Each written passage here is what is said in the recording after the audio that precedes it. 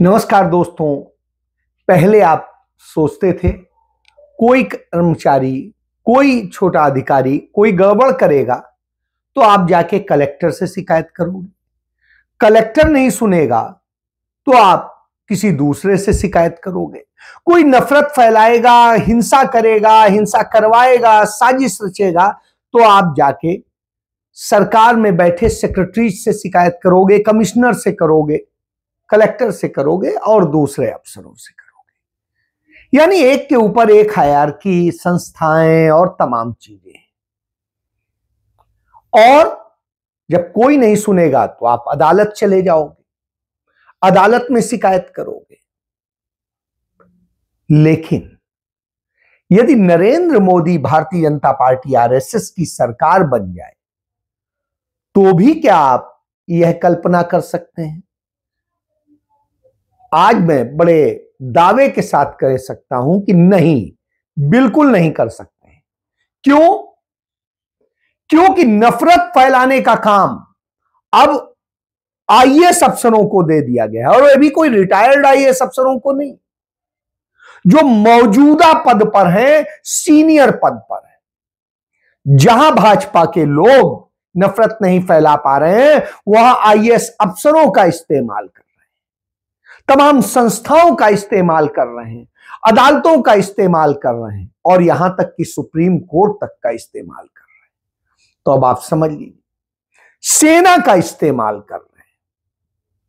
बहरहाल सबूत के तौर पे बताता हूं कि केरल में 2 आईएएस अफसर जो आरएसएस के लोगों के साथ लगातार टच में है, मोदी और भाजपा के साथ टच में है, वो आईएएस अफसर नफरत फैलाने का टूल किट चला रहे थे। ये वही केरल है जहां 6000 से अधिक आरएसएस की शाखाएं चलती हैं, मगर उनकी तमाम कोशिशों के बाद भी वो केरल में हिंदू, मुस्लिम, सिख, ईसाई, सिख तो वहां बहुत ना के बराबर है, ईसाई, तो इनमें नफरत नहीं फैला पाए, इनमें दंगे फसाद नहीं करा पाए।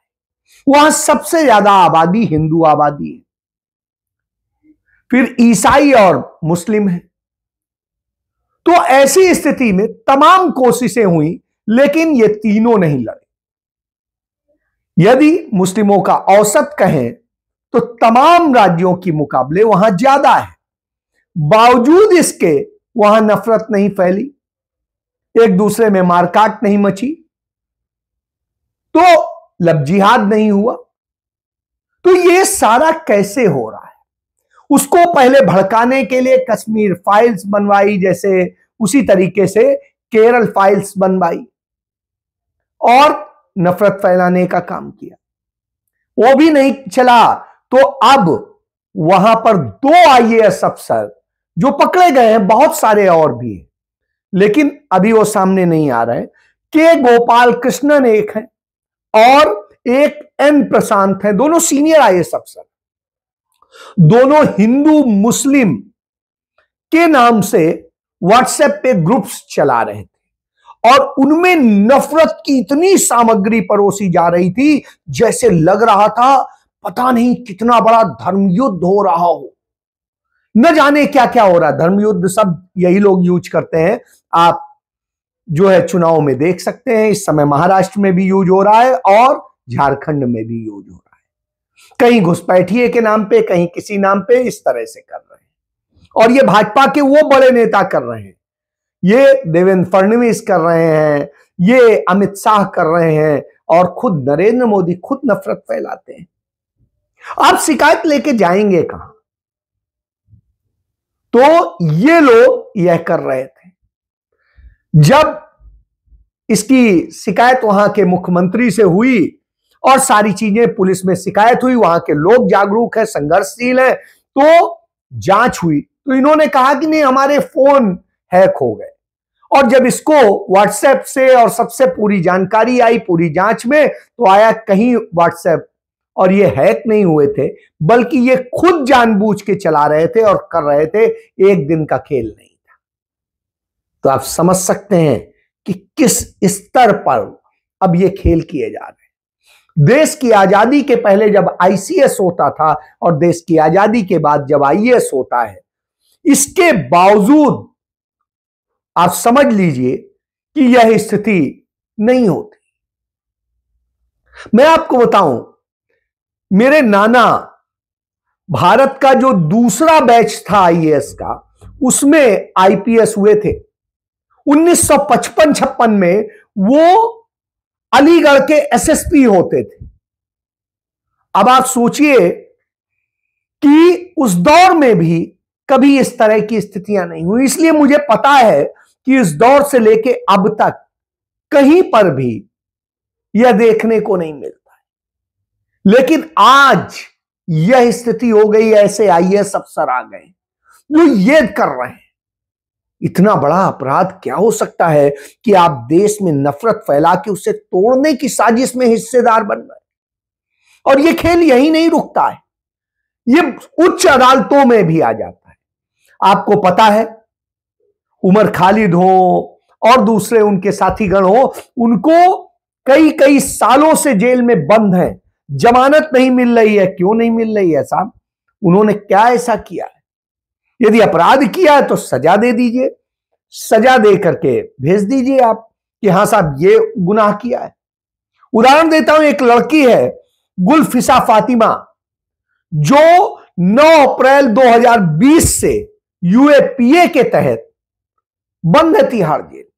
उमर खालिद भी हैं और भी कई लोग हैं, सरजील इमाम भी हैं, और ये सारे लोग पे जो आरोप हैं, आज तक एक आरोप साबित करने की स्थिति तो दूर, उनके केस की ट्रायल भी नहीं हुई है।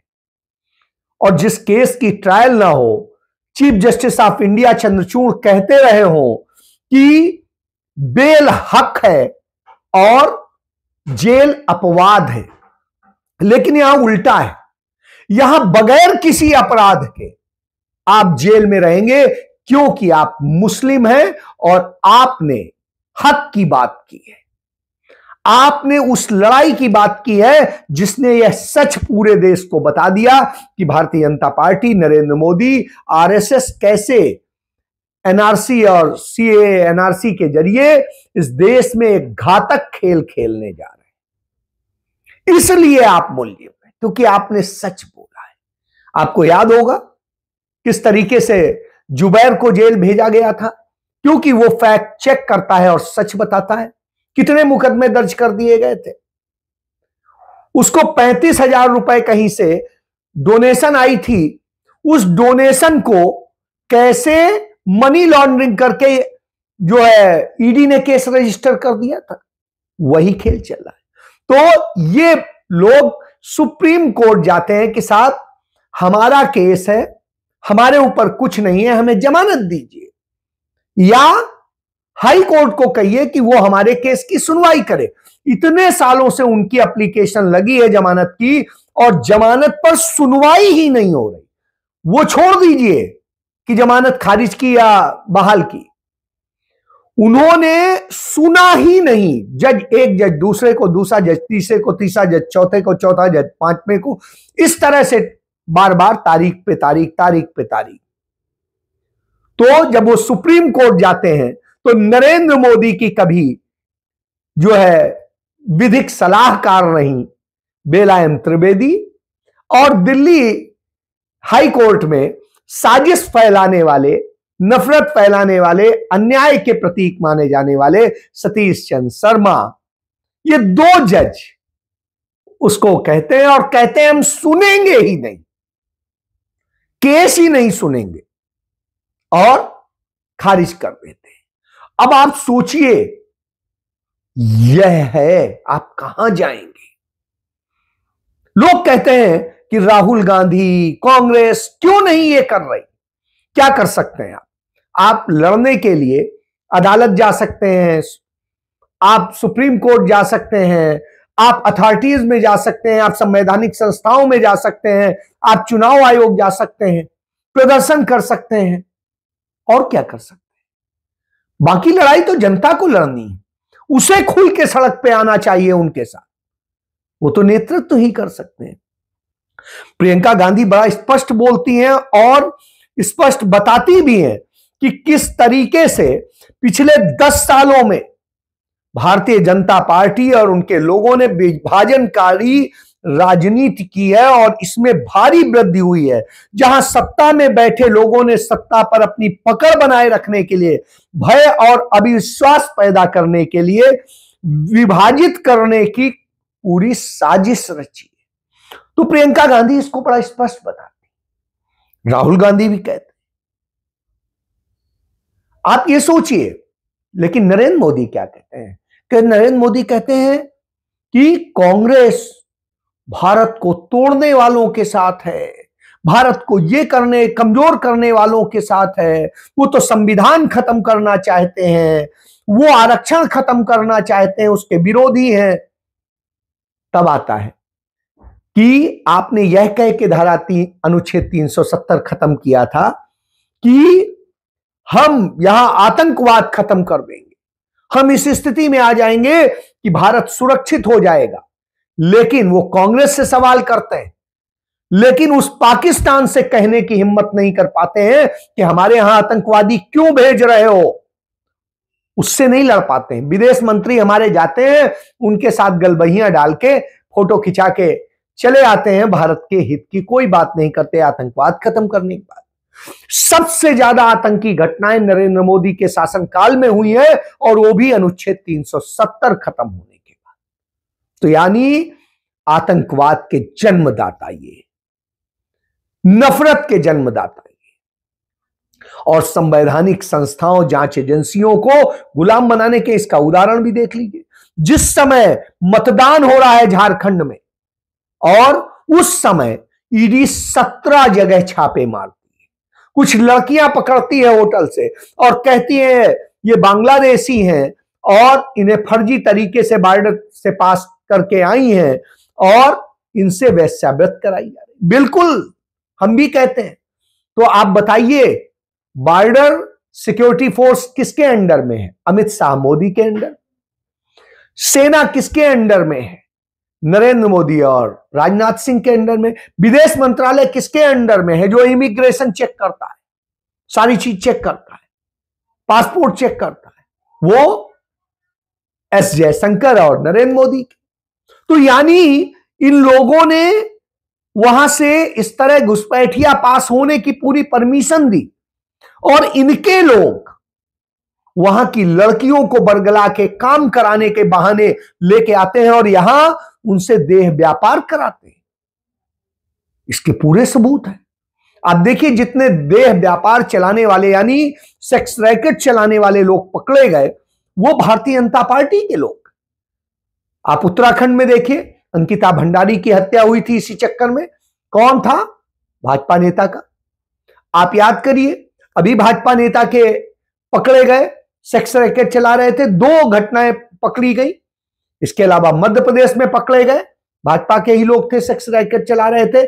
इसी तरीके से मेघालय का प्रदेश उपाध्यक्ष सेक्स रैकेट चला रहा था, उसके यहां तो 125 बच्चे पकड़े गए, वो नाबालिग बच्चों का वो करता था।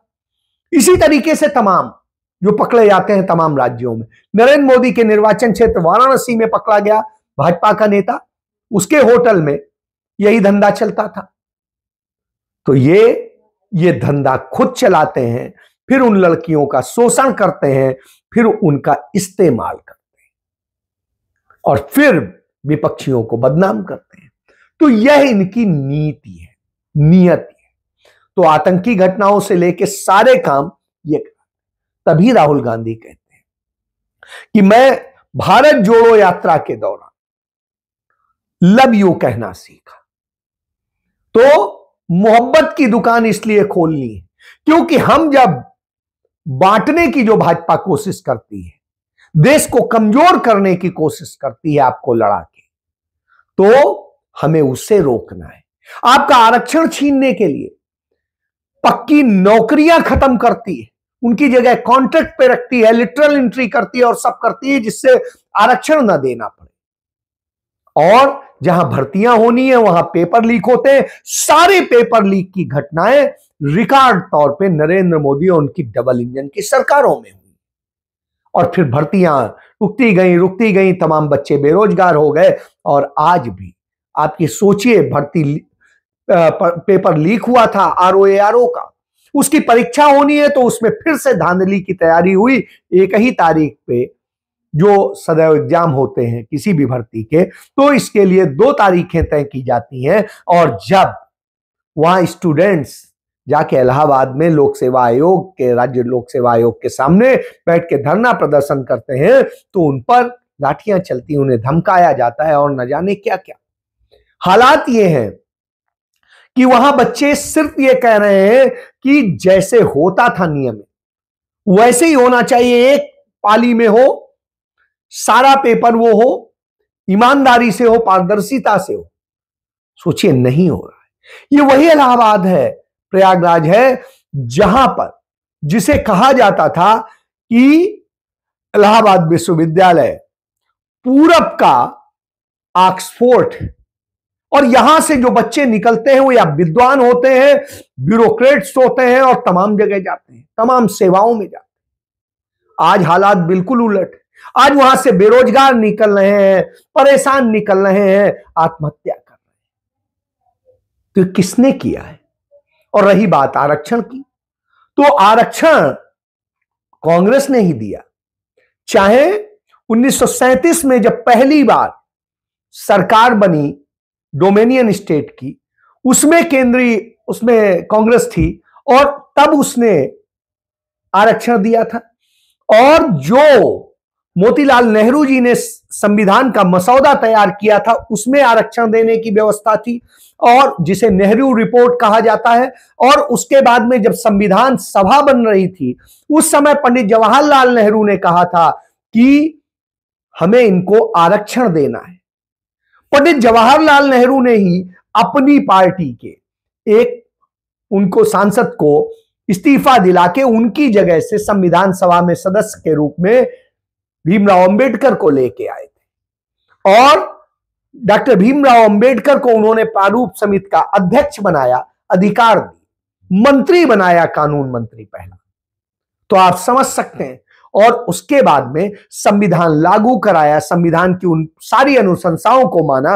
यह पंडित नेहरू ने ही तो किया था, तो कांग्रेस ने ही तो दिया है, और कांग्रेस ने ही संविधान दिया, कांग्रेस ने ही आरक्षण दिया।